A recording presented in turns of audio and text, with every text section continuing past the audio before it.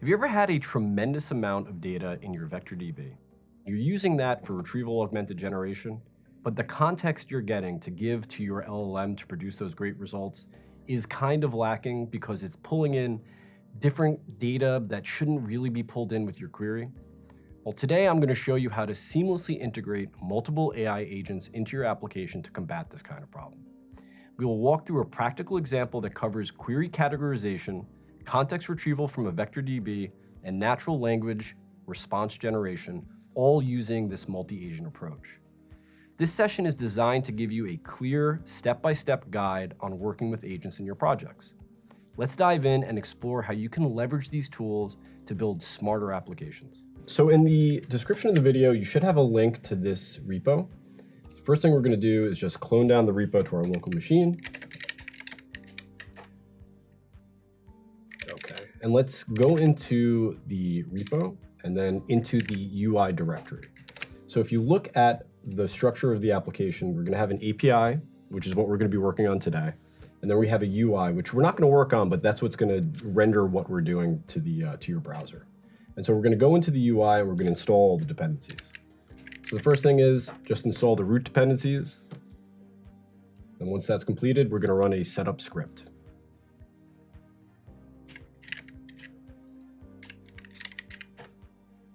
So the UI, even though we're not working on it, the UI is made with React TypeScript, and it has an Express TypeScript server. And we're using something called Carbon Components. And I just want to highlight Carbon Components for a second. So if you search Carbon Design React, it's going to bring you to the docs page. And this is where I get all like the components to put into the UI. It's super easy, especially as somebody who's not a particularly adept front-end developer. It just makes it super, super easy, and they look good, and they have the code, everything you need. So my suggestion is, even if we're not working on the UI today, go look at Carbon Design, look at what we can do, and maybe change the application when you're done with it. All right, so we're gonna wait for the dependencies to install, and we'll be right back. Okay, the dependencies have installed. One last thing to do within the UI is we're gonna copy the client's env example back into the client, and we're going to create an env. We're going to do the same thing for the server, copy that env example, and place it right back as .env in the server. Something we also could do, if we want to go into client.env, we've added a way for you to brand the application if you want to make something your own. So we have a branding and an application name. So this one, we're going to say agents in action, ! Okay. So now we're done with the dependencies, and we're done totally with the UI today. So let's go back to the root and let's head over to the API. So the API is written in Python. So let's create a virtual environment. We'll name that AI Agentic. And once that's done, let's activate.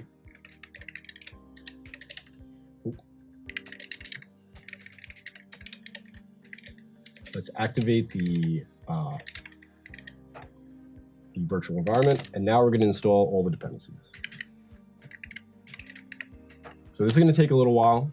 We're installing Crew AI, we're installing watsonx AI, ton of dependencies. And so once this is completed, we'll continue along with the tutorial. Okay, so now that the dependencies have been installed, we have to just copy the .env .example and paste it into .env in the API. Let's take a look at what's in that env. Because we're using watsonx AI, we need to have the connection strings to connect to watsonx AI.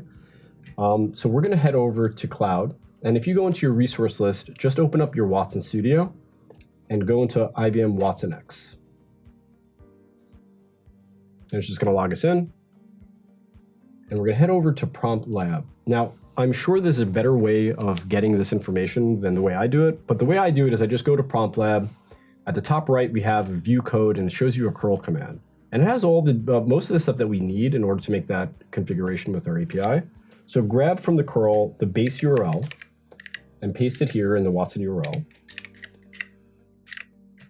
And we go back and we grab the project ID. Just copy and paste that.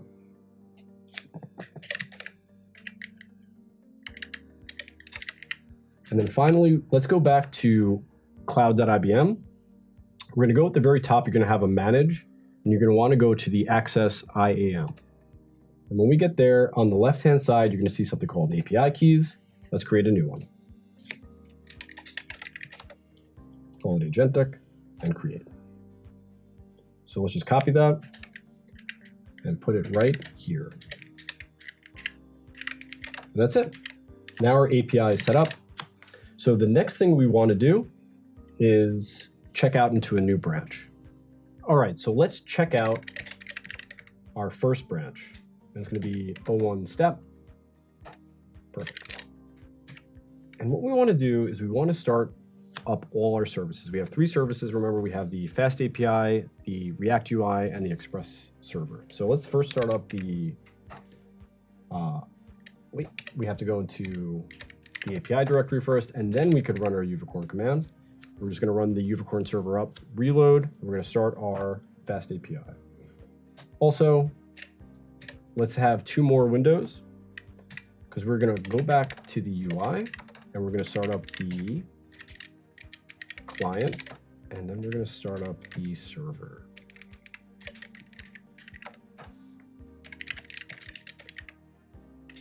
And all these commands are in the repo, so you can just copy and paste them.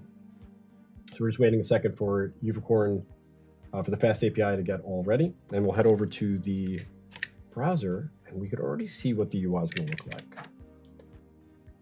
Beautiful. It's a chat bot. You have a chat window, a couple buttons, but what it's going to do on the back end is going to be pretty cool, I think. So if you go to your API directory, there's going to be a couple of folders that you're going to be interested in and a questions.txt that I've been using. So let me copy and paste this into our chat window. And what we're going to want to do is when we hit send, we're going to want the backend to categorize that query, grab the correct data from the correct collection of VectorDB and ChromaDB, and then we're going to want to pass that to a customized prompt and return a nice response. Currently, it's just going to say this will be generated by our multi-agent process, and the category is something cool, but it will be something cool once we set it up. So let's go and run the first script that we have. So if you look in API scripts and you look at the process document script, this is how we're going to create our ChromaDB VectorDB, right? We have a directory called docs, and in that we have 3 text files, one called accounting, billing, and technical. And what I'm trying to show here is that this is, imagine you have a tremendous amount of documentation. And some of those, when we query them into VectorDB, the cosine similarity distance is going to be pretty close for stuff that might not be relevant. So we isolate topics, right? So we have an account, we have a technical, we have a billing. And I'm just trying to recreate that locally, something very simple. So if you look at the script, all it's doing is it's saying, okay, what's the file? It's going to loop through all the files in docs. What's the file name? Create a new collection with that file name and insert the embeddings for that file into that collection. So let's run that script. You'll see first it's going to say, okay, is there any documents? No existing collections found. So it's going to create 3 new ones. And we're going to have account, billing, and technical. Before we could do any of that, we have to first categorize the query. So this is where we're going to create our very first agent. It's going to be the categorization agent. So the route we're looking at that we're going to change is called the agentic route. And here you can see in the doc string, I have what each of the agents are going to do. The first one is going to be the query categorization. Then we're going to have the context retrieval, and then we're going to have the response generation. And these are all going to be agents. So let's bring in our agent framework, which is Crew AI. So we're going to say from Crew AI, import the first class we're going to bring is agent. We're going to bring in a task. We're going to bring in the crew. We're going to bring in a process, and we're bringing in LLM. So let's go back. And you can see in the first doc string, it's an LLM-powered agent. So this is where we start connecting watsonx AI to the Crew AI agentic framework. So let's create our first LLM. And you look at the docs, the only thing we're really concerned with from this is just the model. We're going to use a watsonx AI model, temperature, max tokens, and then all the connection strings.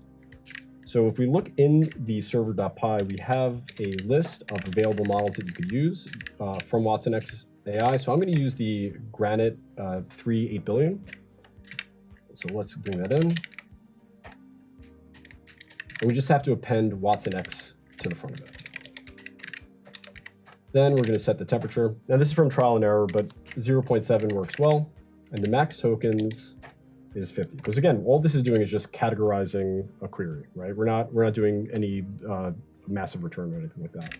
So the next thing we have to do is we're going to bring in the connection string for Watson. So we're going to need the API key, the project ID, and the URL. So let's say URL is going to equal OS and get the key. Let's just paste that in. And then we're going to have the API key. We're going to get that from our env. And then finally, we're going to get the project ID. We're just going to, again, just bring it in. Perfect. So let's bring it into the Crew AI LLM class. So we're going to have the base URL is going to be the URL. The API key is going to be the API key. And the project ID is going to be the project ID. Perfect. So now we have to create our first agent. Let's do it. We're going to name him categorization agent, a very clever name. And if we look at the docs again, we can see exactly what we're going to be doing here. So the top three are particularly cool, right, to me. You have a role, a goal, and a backstory. And if you go to the Crew AI docs, you have really, they are really good about explaining exactly what all those attributes do. But I just want to read them to you. So the role, it's defining the agent's function and its expertise within the crew. Remember, it's a crew of agents. The goal is it gives you the clear defined goal of what it's going to do. And then the backstory is great. It's just provides context and personality to the agent, which I find very, very cool. So let's start with the role. And so for the categorization agent, the role is going to be, the one I've come up with is collection selector. Now, if you've worked with LLMs, you know a lot of these, and this probably looks like prompt engineering to you because it kind of is. It's just trial and error. This is what worked out for me. So I gave it the role of a collection selector because it's selecting the collection. The goal is to analyze, it's going to analyze the user queries and determine the most relevant ChromaDB collection. And then we're going to give the backstory. He is an expert in query classification. And he routes questions to the correct domain. All right, finally, we're going to add a couple of the other things that we need. Verbose, I'm going to set to true because we want to see what it's up to in the logs. Allow delegation. So this is interesting. Remember, we're going to have multiple agents. And they could all have different goals and different expertises. And it can make the decision on what it wants to do based on that, right? Like, okay, this is not for me. Let me send it to another agent. It's going to allow it to delegate. But in our case, we don't. We're just going sequentially. Right? We have 3 agents. We need them to do exactly what we want them to do. So we turn delegation off. And in line with that, there's also something called max iterations. So it defaults to 20. But in our case, again, like if something is not working, because these are pretty simple tasks, if something's not working, it's just going to try it over and over and over again. We just have to fix the code. That, at least in my experience, is what's happening. And finally, we have to give it its brain, right? We're going to give it the categorization LLM. This is its reasoning capability. This is how it's going to actually do what it needs to do. And that's the categorization LLM that's using Granite. So now we have an agent who has a brain and has a role and has a backstory and has a whole life story. We have to give it a task. We're going to ask the agent to do something. So let's create our task.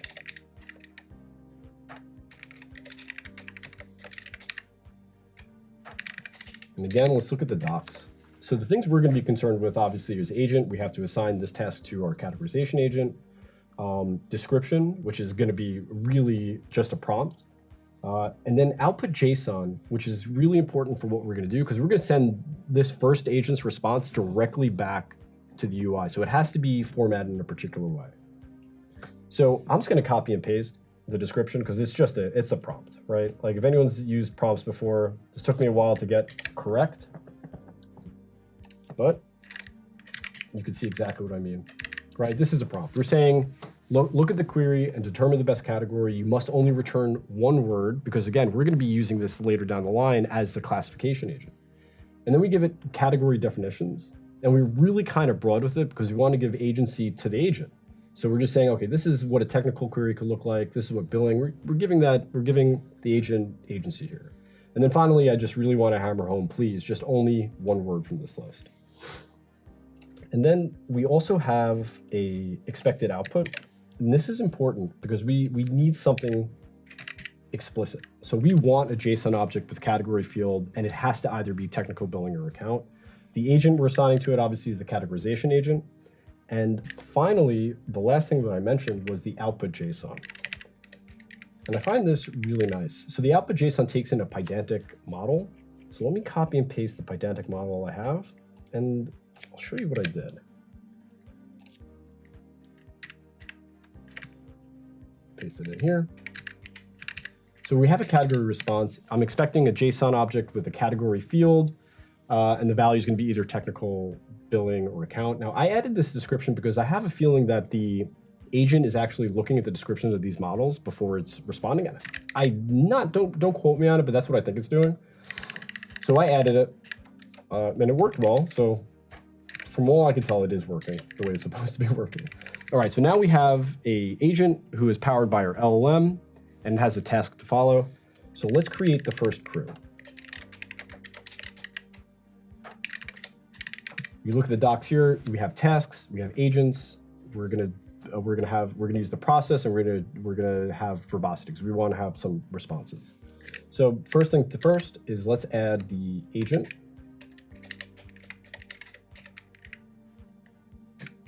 And right now we only have one. And then we have to add the tasks. And that's going to be the categorization task. Remember, this is going to be a crew. There's going to be a couple of agents here. And then we're going to have verbose. We're going to set it to true again because we want to see what it's doing. And then finally, we have a process.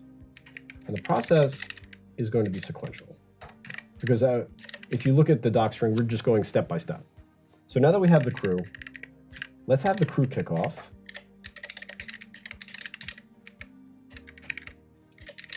And we're going to call the kickoff method from the crew.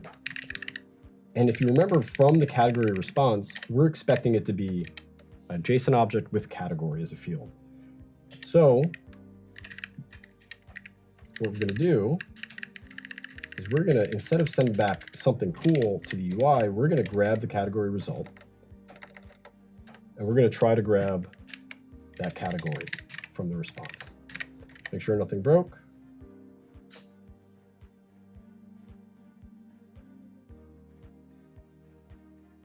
Looks good. We have the category result. Let's test it out. So let's copy and paste what we already sent. And hopefully it returns back category something, category technical. Perfect. So it was able, and if we look at the logs, we can see exactly what it's doing, right? We are using the collection selector, that first agent. You could see the task that we're giving it. We pass in that user query, the one that we sent from the UI.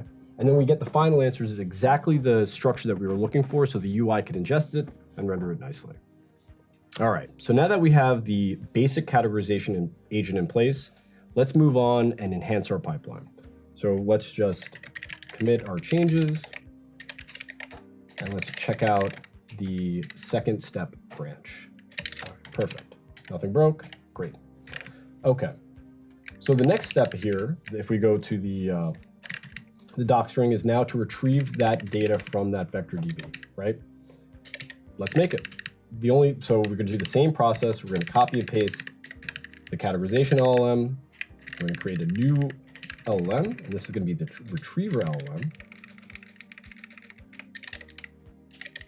It's going to necessitate more tokens. Like I said, it's to 1,000, but everything else is going to stay the same.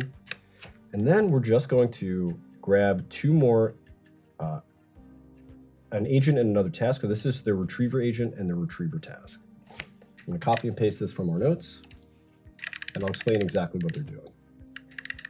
There is going to be a significant difference here, and you'll see the error right away, is that it's using a tool. And I'll explain exactly what we're doing there. So the retriever agent has a job, right? It's going to take that category that it's receiving from the categorization agent, and it's going to pass it to a function that is going to query our vector DB. And so that function is going to be that tool. So let's create our first tool. We're going to name it the query collection tool. Let's define it.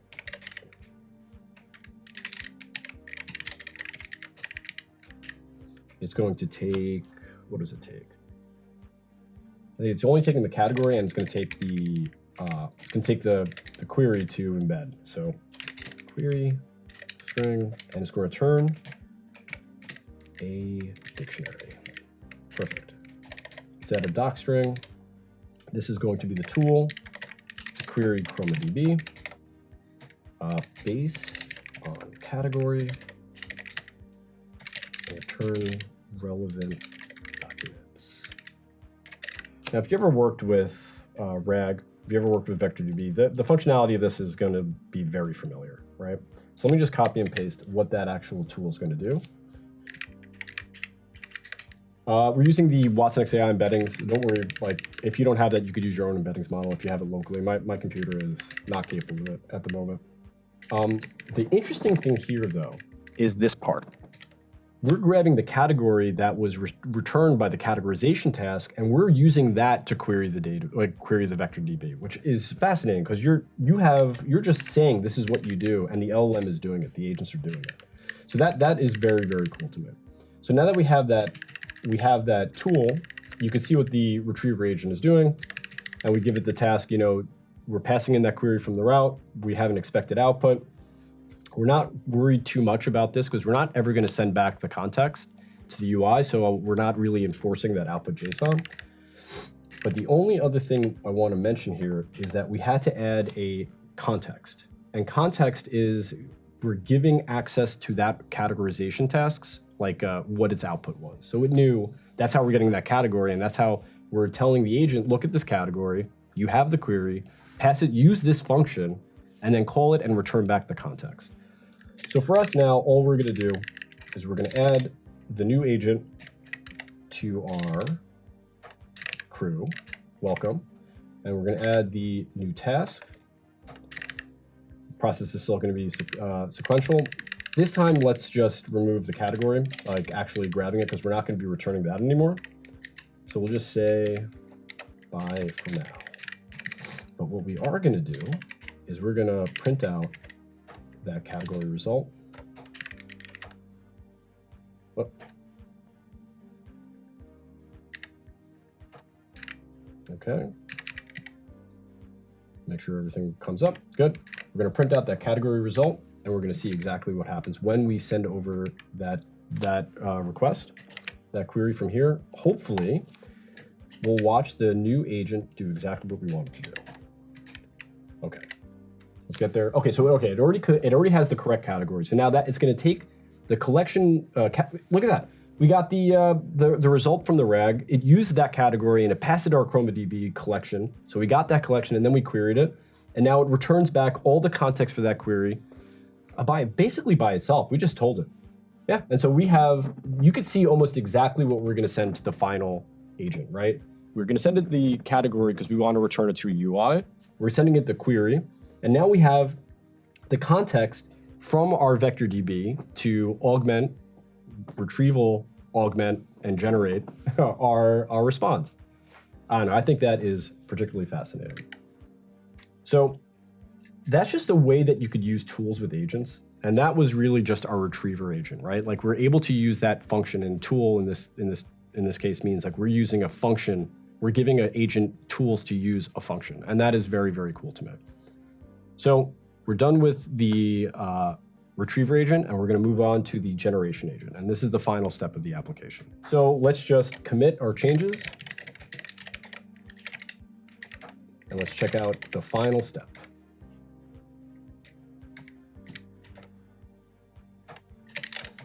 go back to our API.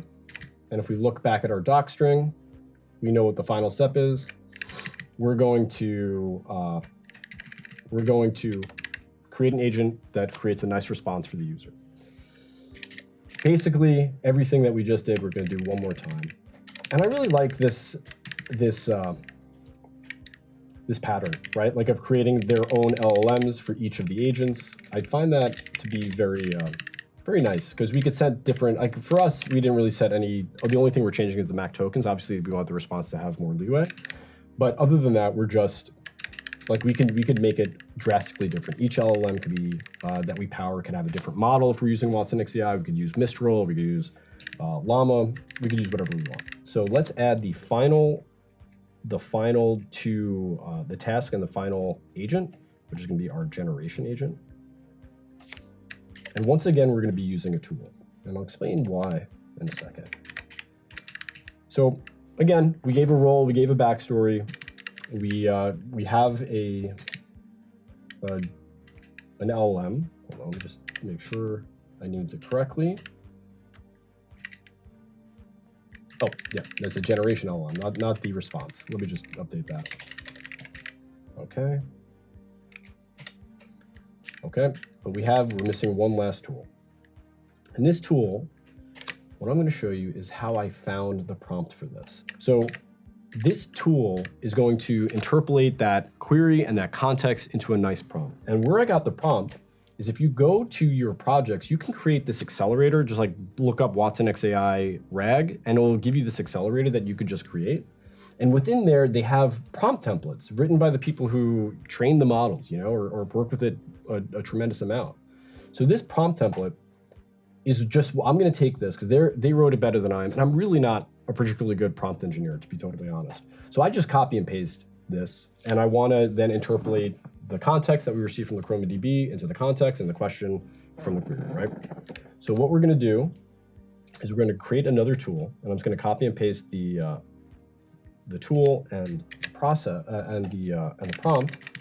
I'm going to give access to the generation agent. So this generation response tool, the generate response tool, you can see exactly what I'm doing. It's grabbing the context, it's grabbing the query, and it's sending it to this prompt. And finally, there's one last thing we have to do, which is create a Pydantic model for the output, because now we're sending back the entire thing to the UI. I really want to enforce that it's just going to be a JSON. I really want that category, and I really want that, I believe I call it response. I'll figure it out. Let me look at what actually I call it. But I need both of those to be there in order for it not to, blow up on response. So let me copy this model. Let's add it to the top over here.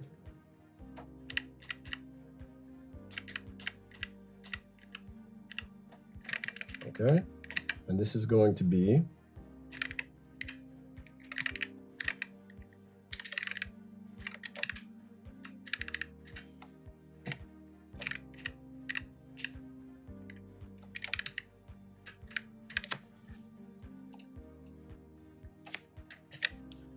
so let me just copy this model and paste it right here. This is going to be the final response.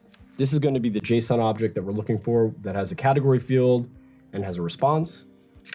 And we're going to send this back straight through directly to our UI. So that's why we have this in the generation task. That's why we're trying to say, okay, this is what we want. This is what we want it to look like. And this is what you need to return. So let's add our final agent to the crew. Let's give him his final task. Okay, we have the crew kickoff. Let's just call this crew result now, because we no longer need to send back that hard-coded response. Get rid of this. We're not sending this.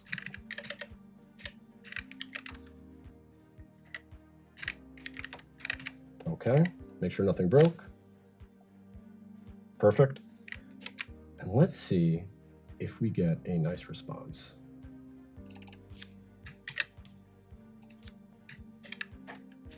Okay. All right. It grabbed the correct category. Okay. It sent that category to the retriever who she returned back all of the context from the RAG, from the vector DB. Now she's going to send it to the final agent who's going to interpolate that into that prompt we cribbed notes from Watson Studio. Let me see it. Come on. Perfect. Okay, yeah. So you see it. The response has, okay, we have everything set up. It has the context.